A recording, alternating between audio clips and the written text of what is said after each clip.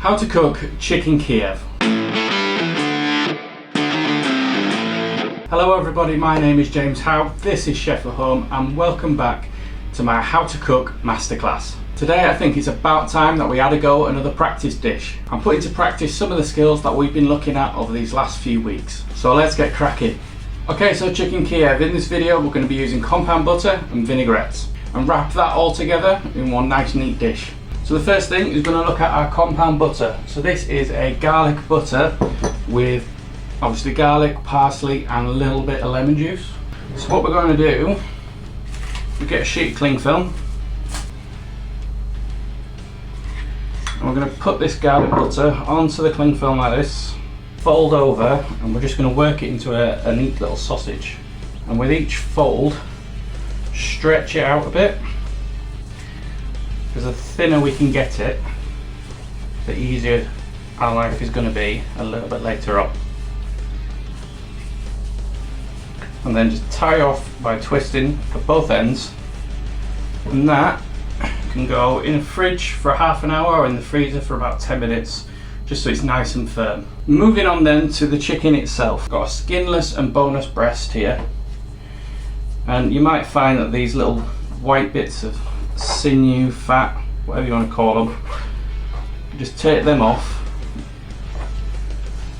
and they'll easily just come off with a knife. If we turn this over, what we're also going to do is just nip off the inside mini fillet. So we can use this for other dishes, but for the purposes of this one we're going to take it off. And then if you turn it with the fatter end of the breast towards you with a long thin knife, you just need to cut a pocket into the chicken. So run your knife all the way to the bottom without coming out the other end. You should be able to just feel it or see it poking at the other side. So we end up with an opening just like this. So this is going to be how we stuff the chicken a little bit later on. So once our butter is nice and firm, unwrap. We only need enough butter so that's going to fit comfortably inside the chicken. So probably about 3/4 of the way along. Be about year much, about the length of an index finger. So that just neatly slides into the chicken. So now it's all the way down the breast. So to seal that, we do something called a pane. Just flour, some whipped eggs, some breadcrumbs. I think I've mentioned this before, but if I haven't, there it is. And you go into the flour. So that flour is also seasoned with a little bit of salt and pepper. Drop it into the egg and change hands. If you're doing a lot of these, that'll make life a lot easier because you get a lot less messy.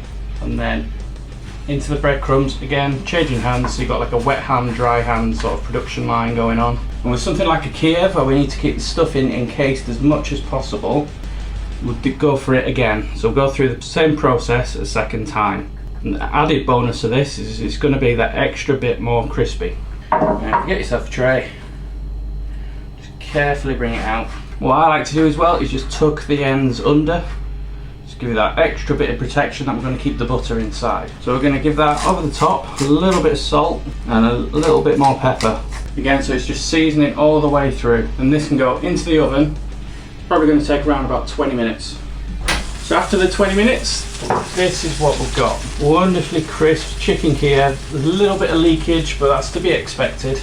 It's never going to be, you'll never be able to stop that 100%. So what's going on at the moment is that there's still a lot of steam and there's a lot of heat inside the meat, which will be making it a little bit tough if we try to eat it now. So the best thing we can do is allow it to rest. So if we give it 5 minutes, just allow it to the temperature just to drop ever so slightly. That's going to make the meat nice and tender in there. While we wait, we've got some nice crisp salad leaves. And I've also got our vinaigrette that I made in a previous lesson. Now what you'll probably find is that the dressing is separated and the oil has come to the top. So before we use it, you need to give that a whip up just to bring it all back together. And then we're going to dress these leaves. Not too much, we don't want to drown it.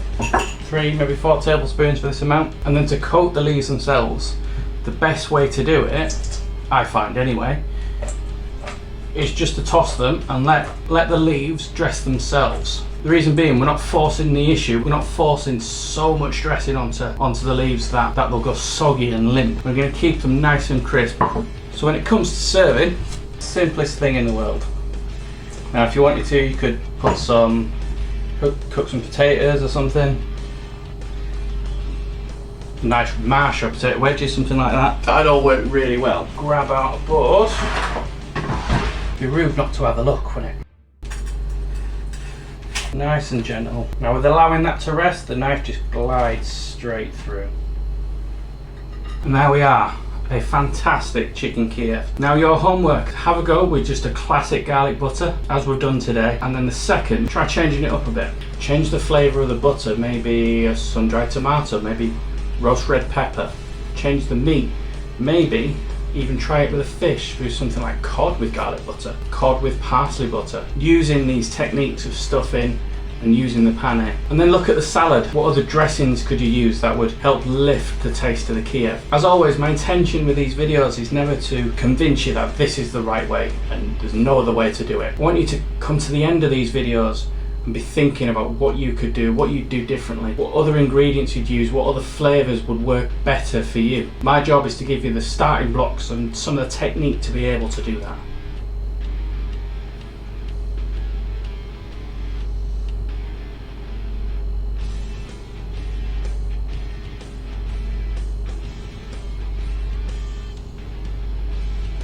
But anyway, that's enough for me for today. You've got some work to do. I'll see you next time.